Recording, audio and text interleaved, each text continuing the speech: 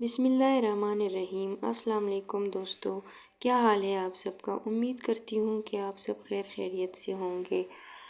میں آج آپ کے لیے بہت ہی مزیدار اور آسان سا چکن شوربہ بنانے جا رہی ہوں، جو خاص طور پر سردیوں میں سب کو بہت مزہ دیتا ہے۔ تو آئیے شروع کرتے ہیں کہ اس میں نے کون کون سی انگریڈینٹس ڈالے ہیں۔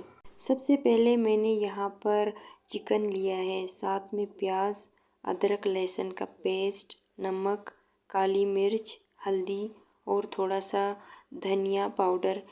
یہ سب چیزیں ہمارے شوربے کو مزید مزیدار بنا دیتی ہیں، اور ساتھ ہی میں نے تھوڑا سا مکس مسالہ بھی تیار کیا ہے، جو کہ میں اس شوربے میں ایڈ کروں گی۔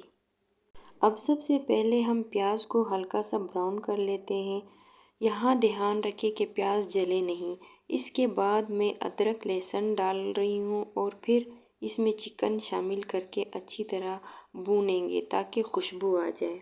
یہ دیکھیں دوستو، میں نے پیاز کو فرائی کرنے کے بعد اس میں چکن ڈالا ہے، اور اس کو میں بھون رہی ہوں۔ بھوننے سے یہ ہوتا ہے کہ چکن کی جو اسمیل ہے وہ ختم ہو جاتی ہے، تو دھیان رہے کہ جلے نہیں۔ تو اگر آپ چاہتے ہیں کہ شوربہ زیادہ ذائقے دار ہو تو اس میں آپ ہڈی والا چکن بھی استعمال کر سکتے ہیں، اور اگر آپ کو گاڑھا شوربہ پسند ہے تو آخر میں تھوڑا سا کارن فلور بھی گھول کر ڈال سکتے ہیں۔ جیسا کہ آپ نے دیکھا کہ میں نے پیاز فرائی کرنے کے بعد اس میں چکن ڈالا اور چکن کو فرائی کیا۔ چکن کو فرائی کرنے کے بعد میں نے اس میں لہسن ادرک کا پیسٹ ڈالا۔ اب میں اسے اچھی طرح بھون رہی ہوں۔ بھوننے کے بعد اس میں آپ نے جو سارے مسالے میں نے آپ کو بتائے تھے وہ آپ نے اس میں ایڈ کرنے ہیں۔ یہ دیکھیں میں نے اس کو اچھی طرح بھون لیا ہے۔ اس کے بعد میں ابھی اس میں ٹماٹر ڈال رہی ہوں، 3 عدد ٹماٹر جو میں نے کاٹ کے رکھے تھے۔ اس کو میں نے اچھی طرح سے بھوننا سٹارٹ کیا۔ اس میں ابھی میں مسالے ایڈ کروں گی۔ اس میں آدھا چمچ کالی مرچ کا پاؤڈر، آدھا چمچ اس میں زیرہ پاؤڈر، آدھا چمچ اس میں ہلدی پاؤڈر جائے گا، اور 2 چمچ کے قریب میں نے اس میں مکس مسالہ جو میں نے تیار کیا ہوا تھا وہ میں نے اس میں ایڈ کیا، اور اس کے بعد میں نے اس میں نمک لاسٹ میں ڈالا حسب ذائقہ۔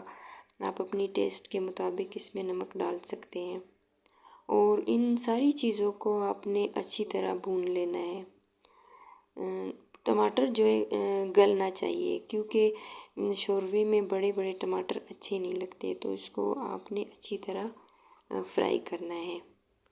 دوستو، یہ چکن کا شوربہ سردی کے موسم میں خاص طور پر صحت کے لیے بہترین ہے۔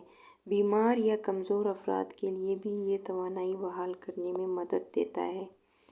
تو اس کو فرائی کرنے کے بعد آپ نے اس کو 5 سے 10 منٹ کے لیے اس کو ڈھک کر اس کو فرائی کرنا ہے۔ یہ دیکھیں گائز، میں نے اس کو اچھی طرح فرائی کر لیا ہے۔ آپ لوگ چکن شوربے میں کون سا مسالہ زیادہ پسند کرتے ہیں؟ کمنٹس میں ضرور بتائیے گا، اور اگر آپ کو یہ ویڈیو پسند آئے تو لائک اور سبسکرائب ضرور کیجیے گا۔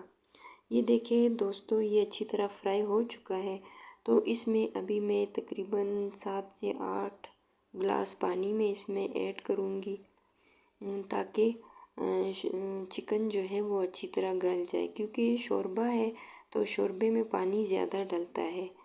تو یہ دیکھیں، اس کو میں ابھی تقریباً 15 منٹ کے لیے اس کو سیٹی دوں گی۔ سیٹی دینے کے بعد یہ جو ہے نا شوربہ بالکل پک کر تیار ہو جائے گا۔